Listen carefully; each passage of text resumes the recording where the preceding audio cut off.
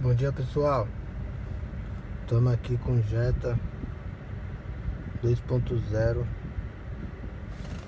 16 válvula TSI. Famoso barulhinho da bomba de alta, né? Chegou aqui para nós com o barulhinho dessa bomba. Passamos o scanner. Nós vimos lá que deu falha na regulação de combustível, pressão, né? Que é o sensorzinho que vai em cima da bomba de alta pressão. Como não vende só o sensor, então nós trocamos a bomba. A bomba de alta pressão.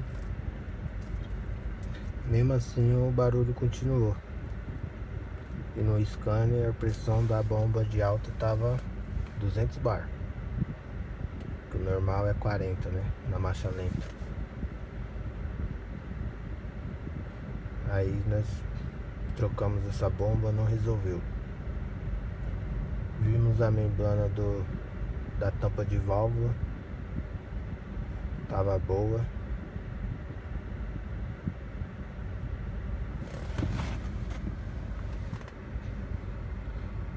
Tava boa a membrana. Olhei na internet pra ver se achava alguma coisinha. Os caras só falavam da bomba do sensor, né?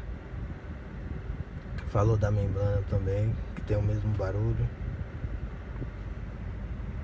De uns fusível que vai do lado do módulo ali na caixa de fusível. Tava tudo bom. Enfim, limpamos os bicos. Pedimos informações com os parceiros nossos.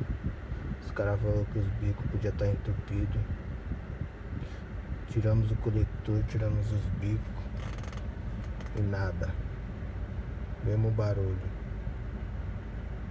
Então nós resolvemos seguir o fio, né, da bomba,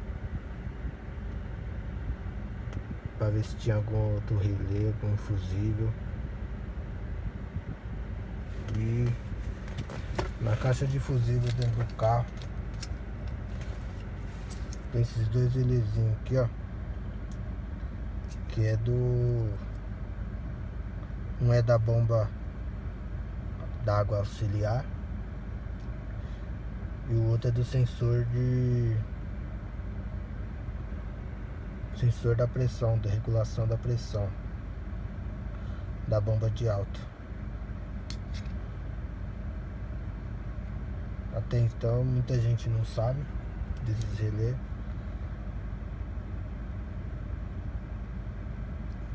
Muita gente não sabe. Eles ficam aqui, ó, onde tá esses dois vermelhos aí, é onde ele vai. Trocamos o relé, zerou o barulho do carro. E fica a dica aí, ó, pra quem sofre com esse barulhinho, que é muito chato. Vou fazer o diagnóstico. Um abraço a todos aí.